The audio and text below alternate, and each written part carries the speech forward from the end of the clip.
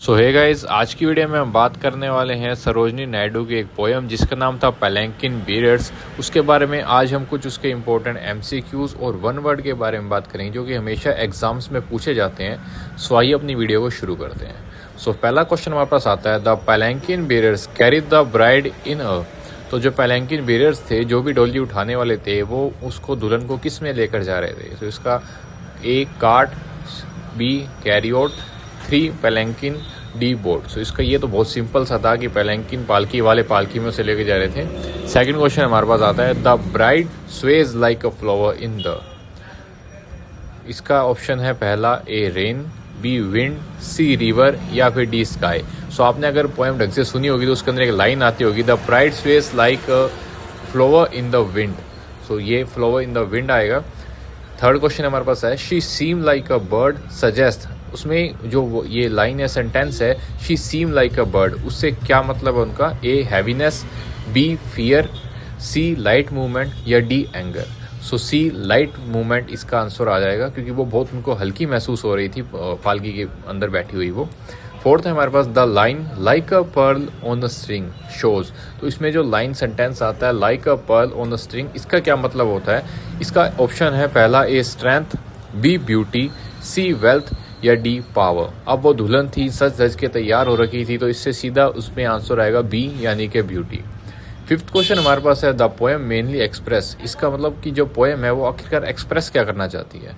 A war, ये तो बिल्कुल भी नहीं क्योंकि दुल्हन है तो वॉर तो बिल्कुल नहीं होगा।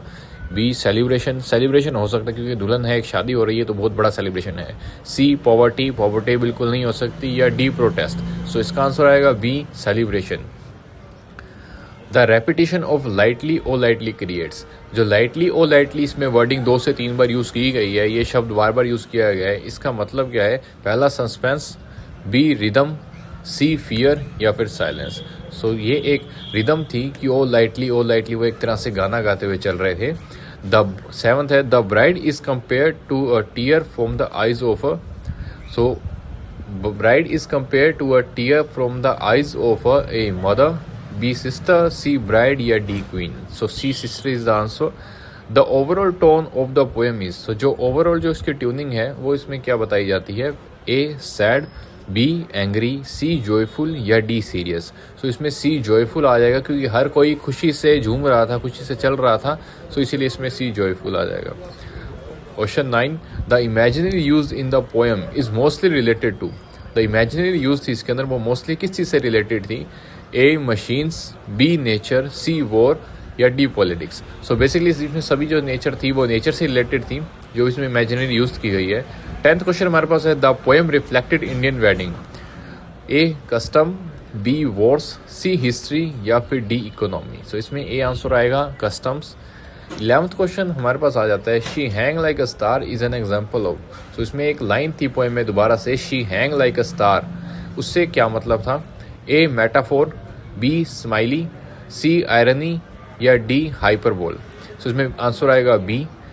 12th क्वेश्चन हमारे पास है, द पैलैंकिन बेरर्स आर। जो पैलैंकिन बेरर्स थे वो कैसे थे या उनका स्वभाव कैसा था।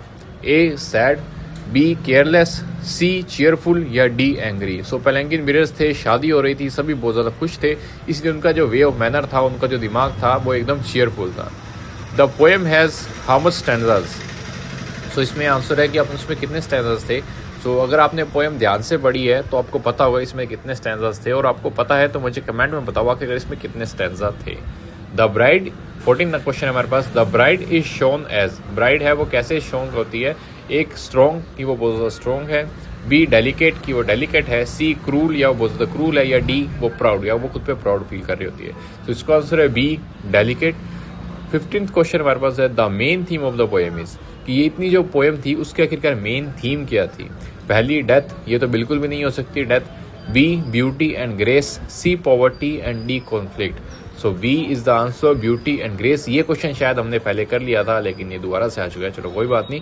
द बियर्स ग्लाइड एंड, जो उसमें बियर्स ग्लाइड करते थे और साथ ही साथ में क्या करते थे, इसका आंसर में बताना है। ए क्राई, बी शाउट, सी सिंग या फिर D sleep.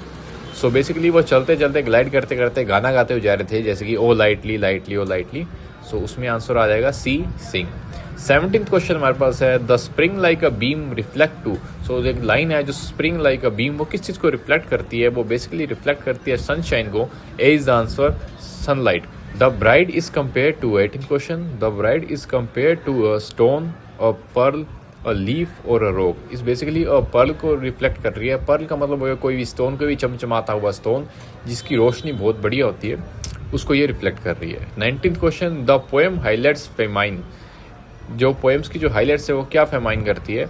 Basically power, anger, charm और फियर। इसका आंसर आ जाएगा सी, चार्म।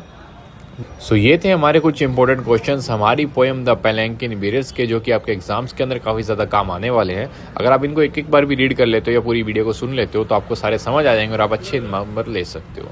और ऐसी वीडियोस के हमारे चैनल को सब्सक्राइब करिएगा जहाँ पे अच्छी खासी डिटेल हर एक चीज़ की, हर एक सब्जेक्ट की बताई जाती है।